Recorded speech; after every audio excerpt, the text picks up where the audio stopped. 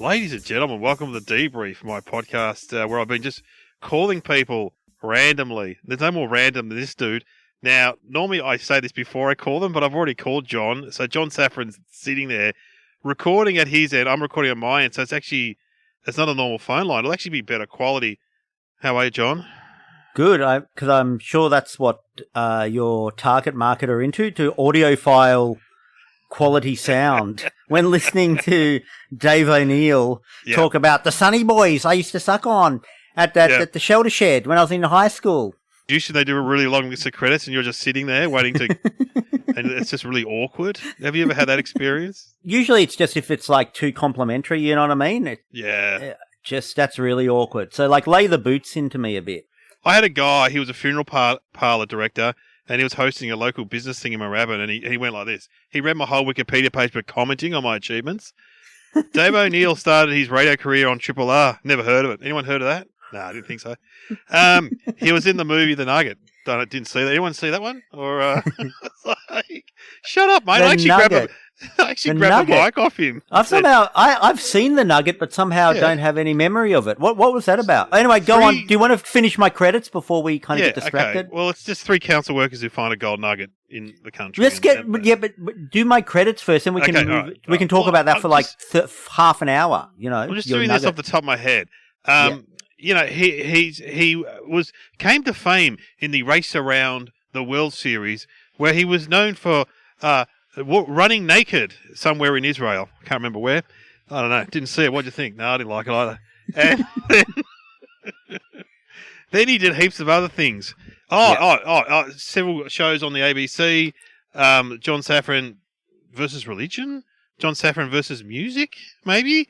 John Safran versus God and John Safran's Music Jamboree on SBS. After ABC didn't pick up my pilot. So don't mainly though, anyone in the know knows that those series were both ghost written by Mark O'Toole, and John was merely a mouthpiece. It's true. I've been watching this show on YouTube called Pawn Stars, PAWN, and it's set in a pawn shop. Yeah, is it a reality show? Yeah, it's a reality show, but so they're real people, and you can tell they're real people. And actually, one of them behind the counter. So this isn't like me being mean or anything. He was arrested because his house was raided because he had all this meth and other drug paraphernalia. So he's like at least one of them is provably a high functioning drug addict on meth, and it appears some of the other staff unprovably seem to be the same. But they have to stand behind the counter, and you can tell the producer is just off camera, sort of like whispering them all the facts about when someone comes in with some historical item, because it just sounds awfully suspicious that there's this sort of like 19-year-old on meth who kind of is going, because someone's come in like with an antique hearing aid, and it's like, then the meth head goes, Hieronymus Winster first developed the first hearing aid in the UK in 1872. So anyway, that's basically what Music Jamboree versus God was. I was just like the high-functioning lunatic, and Mark O'Toole was just off camera screaming everything into my ear and getting me to repeat it. Yes, well, he's a great man. But, you know, pawn shops are fun. You probably haven't seen these ads. They're always on during the AFL, and they're for cash converters. Right? Which is a pawn shop. It's just a pawn shop, right? Yeah. But it has major AFL stars who are all probably millionaires. And so it's got Toby Green, who currently plays for GWS, and he would be on millions of dollars. This guy would make millions, right? Because he's one of the stars. And he's on the golf course, and he gets a text from his girlfriend saying, it's our anniversary. And he goes, oh, no, Dale, I've forgotten the anniversary. And he runs into cash converters and buys us some jewelry. What AFL player? Not with him, but I'm sure with other AFL players, they would be going into the pawn shop to buy meth off the guy behind the counter. So that explains it all. That just makes me laugh. Anyway, have I got through your credits? Oh, okay, no. So he's also written several books, including Mississippi Burning. No, Murder in Mississippi. And depends what you mean by extremist. And now my third book. So now I'm like a legitimate author. Yeah. It's called Puff Piece and it's coming out, like it's out now. It's called, and I'll read the subtitle, How Philip Morris, they're the Marlboro people, set vaping alight and burnt down the English language. So it's about the Marlboro people elbowing their way into the world of vaping, and it's a hilarious, fun, and informative adventure. Got a really good review. It's been reviewed well, like in the highbrow, legitimate media. Like not just, like now with online, like anyone can get anyone can review, and you just like, you don't draw attention to the fact that it's like on some, website that's really your friend or whatever. This got a really good review in The Australian, for instance. I really screwed up because of COVID and lockdown. Like the newspapers cancel all the photo shoots, right? So then Penguin, my publisher, said to me, can you like take some photos or whatever? So I got my, what do you call them? My bubble buddy. I got her to come over and we just went crazy in my flat. And I'd ordered this really awesome, like, not just one set, but like several sets of awesome Philip Morris wardrobe, like from overseas, like secondhand, like old stuff from the 90s from eBay. And I got this Marlboro jacket that looks like a Formula One jacket from Pakistan. Yeah, I've seen one of the photos. Yeah. They're great. And anyway, so we went crazy and they're really all cool photos. And then sent them to Penguin, and Penguin were like, oh my God, these look awesome. And then at the last minute, like Fairfax, it says to Penguin, this is illegal for us to publish these photos because it will seem like we're promoting cigarettes and that goes against this or that. So then they ran with this goddamn old file photo of me where my goddamn face is fat. Like when I was going through my Seth Rogen stage. And that's funny because my partner Kieran, who knows you, said, wow, he looks different when she looked at that photo. I'm so furious. And also because I've lost all this weight in the lead up to, I usually do this for a project. Like I cannot not chub up whilst doing a project because I'm like, I'm writing the book and I'm getting anxious and, and then I'm eating cherry ripes and stuff.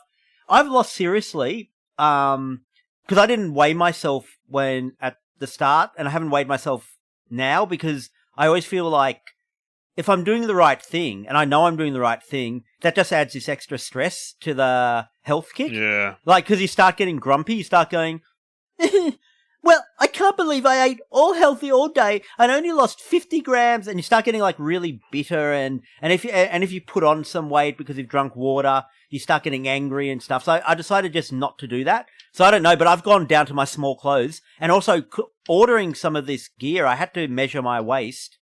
To get the pants right. And I kind of remember measuring my waist at a previous time for something else. And I reckon I've lost like 5 inches. Like in the... That's amazing. I know. So can you imagine how furious I am? That there I am in the age of my fat Seth Rogen face. Well, I didn't think I've never know you as a snack food person because, I do a podcast about snack food. What snack food what do you really like in the snack food world? So probably there's sort of like what I like and then what I get addicted to, and there's two separate things. So, yeah, right. So snack foods, because I live very close to a 7-Eleven, and so I just have the perfect. Yes. So I have the worst of the worst. So probably what do I actually enjoy? Like cherry ripes. But I think of cherry ripes because I've been busted. Someone anonymous, and this has been going on for years. I don't think it started when we were on Triple R, but not long after that, like when I was on Triple J. And someone like has sent me messages over the years, like, and it's like, did you enjoy the cherry ripe? And then, I'm looking down at my table where I'm writing, and I'm like, oh my God, that person saw me buy that cherry ripe from the 7-Eleven like 7 minutes ago. And this person that's intermittently over my career keeps on updating me about my cherry ripe. So that's why cherry ripe is top of mind. But then of course I live in Jewtown, being a Jew myself. So there's all those pastries, and I've got Glicks bagels. Yeah, Glicks bagels. And they've got some. They've got these chocolate scrolls. Then you've got. And you've got poppy seed cake, and there's cheesecake. Bupka. Yum. You know, so that I probably Bubka. I probably prefer that on some, enjoyment level. But of course, the 7-Eleven's closer, so sometimes I just grab for the cherry ripe and the twisties. Is that Jewish? Oh, twisties are good. Is that Jewish food nostalgic for you? Does it take you back to your days in the kibbutz? Yeah. When you just Well, in an alternate universe, in a previous life when I was in a kibbutz. No, yeah, of course it does. I also, because Jews love cooking food. I want, for instance, I once went out with this woman, and I'll tell you how you'll know her, Dave O'Neill. She was such a great girl, but you'll know her because her mother lived next door to Dave Hughes. And they had. I know her. I know who you mean. Yeah. And they had some. So Dave Hughes was having a fight with my girlfriend's mother over God knows what. I don't know why your pot. I can't remember why. It was something like why are your pot plants on this side of the line. It was one of those things that just sounds so ridiculous, like for us. But I swear the heat. It was so heated, and I remember. It became awkward. I remember your girlfriend. You should have married her. She was a nice girl. That girl. Really nice. Yeah, girl. but I remember Dave O'Neill, for instance. It became awkward between me and him, Hughesy, when it was discovered that he was having the fight with my girlfriend's mother. But anyway, when I was going out with her, she was like, she'd cook all these cakes, and her aunt would cook cakes, and mother would cook cakes, and everyone. So my whole relationship with her was just going house to house eating cake freshly, yum. and I got fat, but it was the best fat I'd ever got, and it's so much better getting fat that way. It's a bit, you know how there's good fat and bad fat, like there's Italian fat where you're like a nice kind of, there's this word in Yiddish called zaftig, which means sort of like fleshy and cuddly, but not like in a bad way. So there's like zaftig fat. That's what you get when you're an older Italian or maybe an older Jew. Yeah, right. But then there's the modern processed food fat, which is just fat. Yeah, exactly. Where you're on the cart at Walmart, because you can't walk anymore. Yeah. I'm trying to. I always reminisce on this podcast about when we first met. Now, we did Triple R together for about a year, didn't we? We did breakfast with me, you, Marique Hardy, and Cousin Creek, which was a very, very odd lineup when you think about it. So many stories. Stories. Can you believe this is, just so the listener knows, because the listener, I'm sure a lot of your listeners know who I am, and they might be familiar with my work. They would know John Safran. And how much I overshare, and how I'm willing to say anything and put my stories of my past out there. For some reason, I'm still disturbed and still feeling a bit scared of telling any of those Triple R stories. I'm like, no, I'm not going to tell those ones or whatever.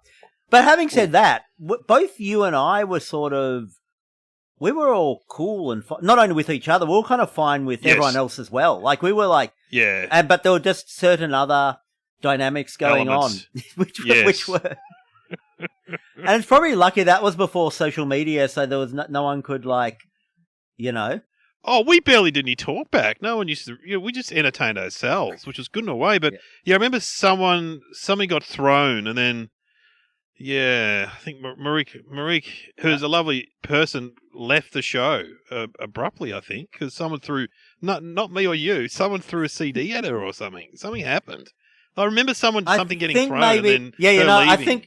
I think maybe something, what I remember, now that you're bringing it up, this is like a therapy session because I'd repressed all this, is someone threw quite and not like a casual frisbee throw, but quite harshly, threw a record or a CD at the wall. Yeah. And it was quite aggressive. That's right. And that's when Marique felt she didn't feel that comfortable and possibly safe, and then she just left mid-show unexplained, and then we never came back. Yeah, we had to we had to cover for and come up with some story which didn't include that detail, because no one wants to listen to breakfast radio and think. Because, just think of all the breakfast radio posters that are out there, for Triple M and stuff. It's everyone's happy, everyone's laughing, they're they're friends, they hang out after the show. And then it was we were in some weird, Like we had to run to like a safe room. What do you call those rooms? Panic room. Safe room. We needed like a panic room to run to whilst off air. Whilst then on air, it's like so anyway, crazy. About those Sunny Boys. Cougar name all the flavors of the big M's. Come on, and then CDs were getting thrown around.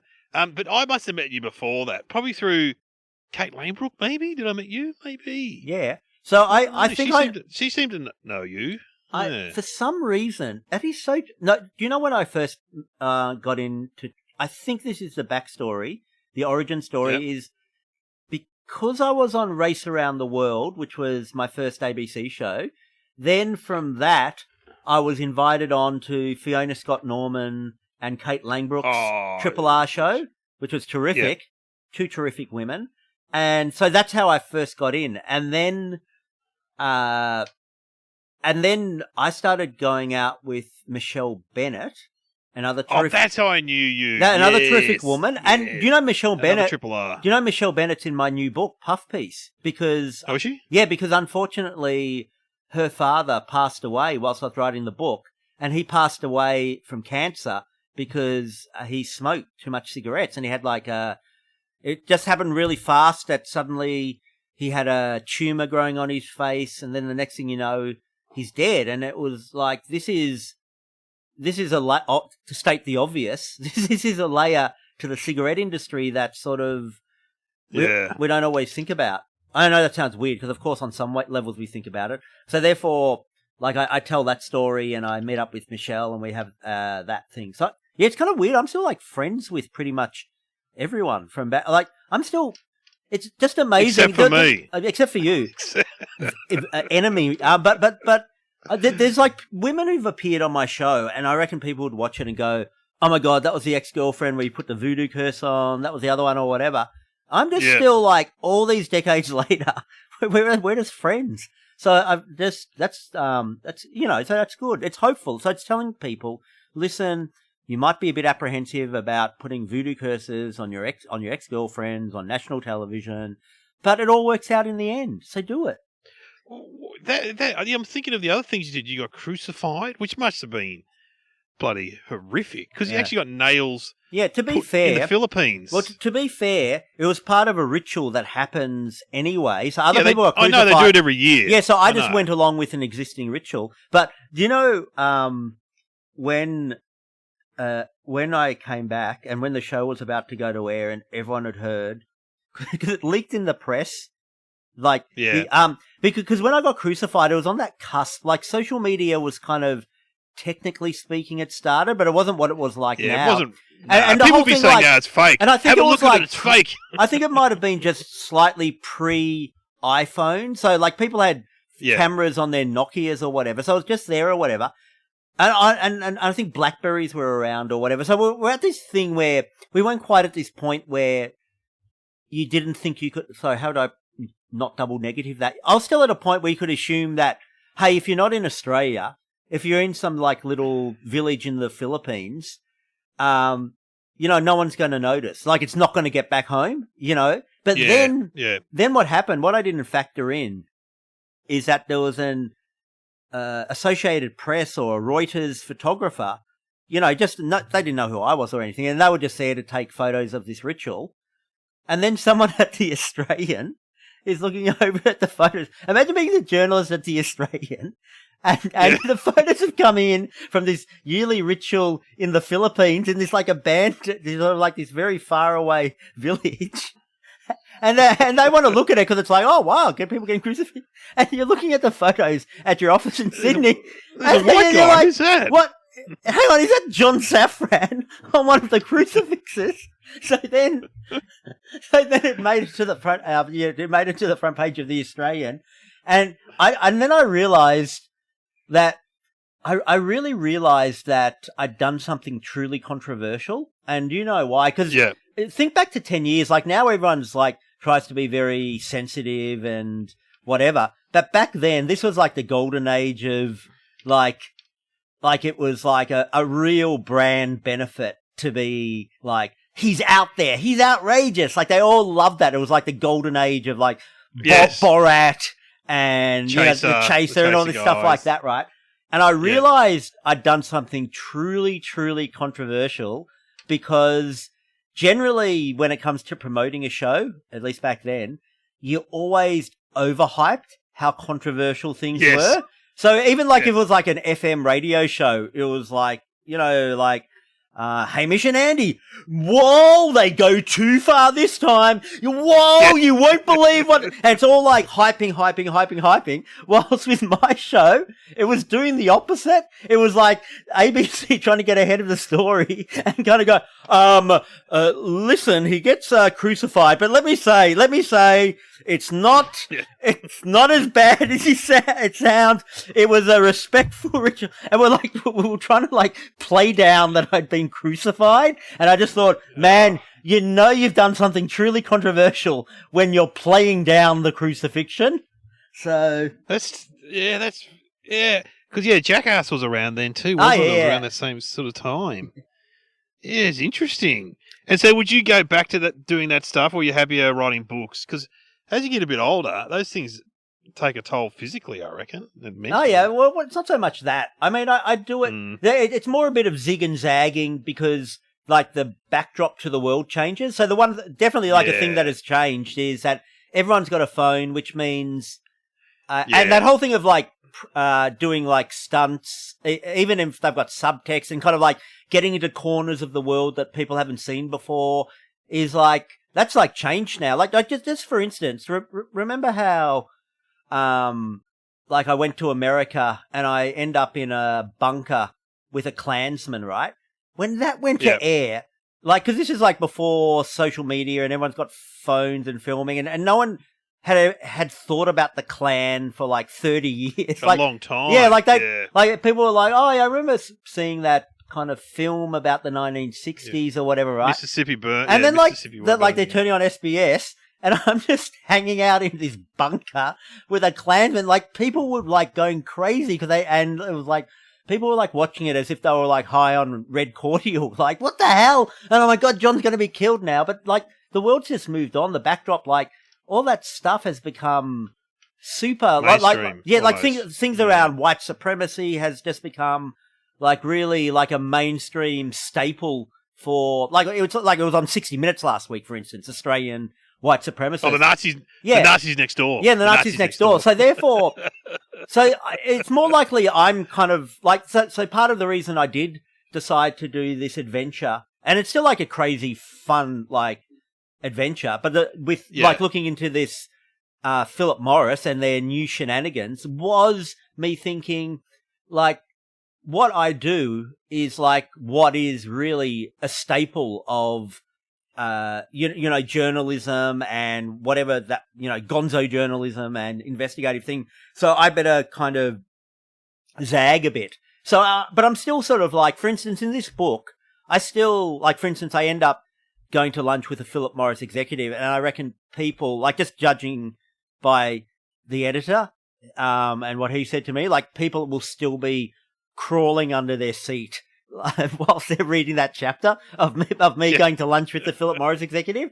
But that's more why I wouldn't do that, and also it's so true actually. But I'd have if I thought of some little thing that hadn't been done, or which I truly thought was people are gonna think, oh man, John's really discovered this fresh thing and he's really put himself on the line, and then totally I'd do it again. But it's also I'm just in love with, because it's my third book now, so I'm an author now. And yeah.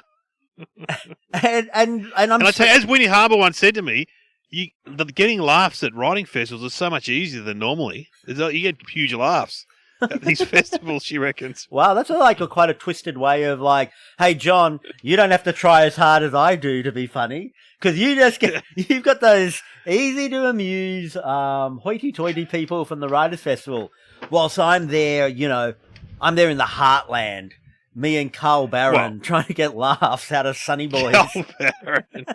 Carl Barron only does theatres now, I think you'll find. I think he's probably the most... Even though you never see him on TV, he is the most famous comic in Australia. Oh yeah, definitely. That's what I love about that kind of thing, where there's so much that goes on that's really super successful and really engages with people that it doesn't make it to Twitter, and because it doesn't make it to Twitter, then the media kind of the kind of people who write articles that end up on whatever, like some websites that then end up going in The Guardian. Like there's so much going on in the world that just goes unnoticed. Like not only Carl Barron, as you point out, like a really hilarious and so successful and everything like that. But there's all these things even in the book genre, like in books, that people just do not have any idea about how wildly successful they are. For instance, in Australia, and this is an Australian genre, it's called rural romance, and really? Yeah, right. And it's like Penguin puts out all these books, and it's so successful, and it's sort of how book publishers in Australia make heaps of money. It's so it's this genre where it's like romance, but they're all set on like farms, and it's in the outback, and it's like really also people overseas love it, and because it's like they want to hear about Australia too. And then I was reading on Penguin's Twitter feed, they were announcing like new books out or whatever, and one of them I noticed they described as a medical rural romance. So it's such a big genre. There's even a subgenre within the subgenre called medical rural romances, and like so all those people who love medical rural romances are like, yeah, I'll go get that. But like you're never going to hear about that, like that discussed, or because it's like the little. What do you call it? The little bubble and the little on Twitter where who sort of decides what sort of like breaks out into, who's trending. Yeah. They won't talk. Yeah, about. That's interesting because I remember reading an article. They did a survey with people that work in the media and advertising, and more of them more of them are on Twitter, and most normal people aren't on Twitter. Normal people, Facebook's broken through with mainstream people, and Instagram, but like Twitter is only like it's less than 10% of the population or something like that. And and they took all these advertising executives, media executives on a bus to go and meet normal people in the country and stuff. Because a lot of them don't belong to gyms. That's definitely the normal way to do that. Yes. Yeah, they don't have pay TV either. Did they stop at the zoo on the way too? Or I think though, I reckon a lot of people would have Netflix and that stuff though. I reckon, but back in the day, enjoy Byron. That too expensive, mate. Too expensive. I've got some questions here. I asked everyone this. What was the last thing you cooked in lockdown, John? Because you're in Melbourne. Yeah, no. Also, ever since I've been on my health kick, I do mainly cooking because it's just it's easier and it's healthier. And healthier, and also no one wants to hear this, but it is cheaper than like it is cheaper. Like for instance, as soon as you stop kind of even going out, like even if you go out for fast food, just say or but no one wants to hear that. But regardless, anyway. So this is what I kind of eat. I eat a kangaroo, and so I have like kangaroo, and I might have that like with beans, and put a bit of chili oil in that, and salad, and also just especially this lockdown, I really learned. This seems like so obvious, but it's forgotten because people always think when you're like dieting and going on a health kick, like the food won't be tasty. So, for instance, you're going to have steamed chicken or something like that, and steamed and whatever. But as soon as you just kind of go, okay, I'll just have that coleslaw and I'll just squeeze lemon in it, and then I'll put some pepper and salt on it, and I'll put some chili oil on this kangaroo. It just your taste buds, tasty. Yeah, it's really tasty, and your taste buds really start yearning for that in the way it was like yearning for cherry ripes only a month before. So yeah, it's true. Yeah, it's the more you eat snack food, the more you'll want it. If you stop eating it, you won't crave it as much. I read that somewhere. Yeah, apparently. so that yeah. I'd eat that. I also have lots of like scrambled eggs with chili and What else? This old MasterChef. Listen to old MasterChef over there. Yes. Well, what's something last thing you watched or listened to? Like, what can you recommend? Okay. A lot of people are in lockdown. Yeah, so I did watch. Like everyone's, so many people watch it. I did watch White Lotus, which is very. Oh yeah, that's good. I've seen that. Yeah, really good. Yeah. And you got to it's kind of because I'm a writer. When I watch things, I sort of try to, even if I'm trying not to concentrate too hard, I start kind of concentrating on like the blueprint of how they're telling the story and what comes next, what they're holding back, and that you find out later. And that shows. I can't quite figure it out, but like one of the things that makes it so rewarding is in the first episode, the characters are kind of cardboard cutouts in a way. So it's good for that. Yeah. It's a good version of that. Like, but it's like funny. It's like they're like a ridiculous rich person who the arsehole real estate agent and the kind of Basil Fawlty type of guy who runs the resort, right? Yeah. And the young women who are, the girls who are the just snarky college students, and stuff like that. Yeah. And then as it goes on, more's revealed about them, and then by the end, so it was sort of like they don't front load why you should like they don't front load why you should be interested in these people. Like it just is it's kind of like dripped to you more and more as the episodes go on, and then by the end you're just so fascinated by all these people and and you know who wrote it and directed it. That's why it's good. Is Mike White, who wrote School of Rock. Oh yeah, that's a great film. And he's written. That's a great film, and he's written a lot of stuff. He wrote on Freaks and Geeks. He's been writing for years. This guy. He wrote that Jennifer Aniston movie, The Good Girl, I think it's called. Yeah. He's written a fair bit. Mike White, one of my favorites. Yeah. I think it would be good even if there wasn't this dimension to it. But one thing that's kind of interesting is how it engages with the backdrop of the world as it is now, but not in a. We're so used to, especially if you're always online, the way artists, and I use that in inverted commas because sometimes they're so unartistic. Why would you even call them artists? But the way like writers usually engage with the moment we're living through, like Black Lives Matter and trans rights and what's another, and Me Too, is to sort of just do this kind of clunky, nervous kind of woke stuff. Or if they decide not to, then the point becomes, I'm going to snarkily and kind of aggressively and like witlessly kind of do a backlash to that, and it's sort of the both are just sort of not ideal, I reckon, as a kind of writer. Whilst this sort of like floats along with all that stuff in the background in a real kind of witty way, and it's like the show's neither woke nor not woke, but reflects, but it's existing in the world that is woke, and so I really like that. And actually, my book, I'm not just saying this to plug my book, bring it back to the book, but in Puff Piece, because so much is like Philip Morris, like having to stay out of trouble and ride the moment, like all this kind of comes out in my book, and I think my book kind of does a bit of that White Lotus thing where it's like, it's existing in that world and definitely being a bit cheeky about it, like not like as if anyone's going to pick up my book and go, well, I wonder if John's going to do a woke book about. So it's totally not that, but it's sort of not really.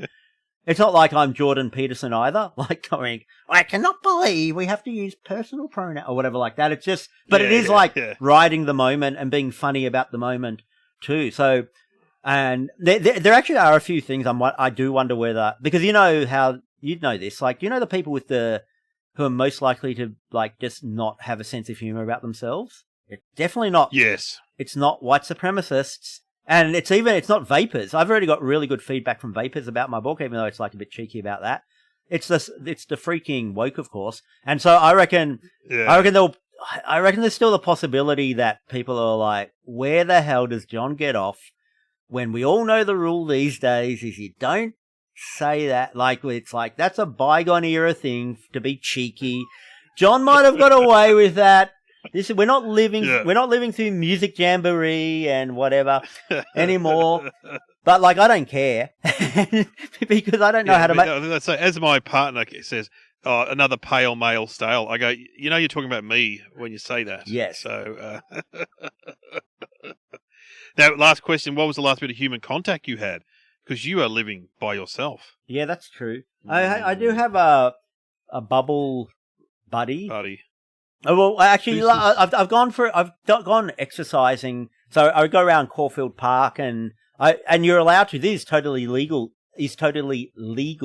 Is you're allowed to choose a different person each time. It's not like you have to choose just one person you exercise. You can only exercise with one other person, but it doesn't have to be the same person every day or anything. So I've met up with friends that way. So, just do you still hang out with Jeremy Weinstein? Oh, yeah, totally. Jeremy Weinstein, who's in my book, Puff Piece, totally.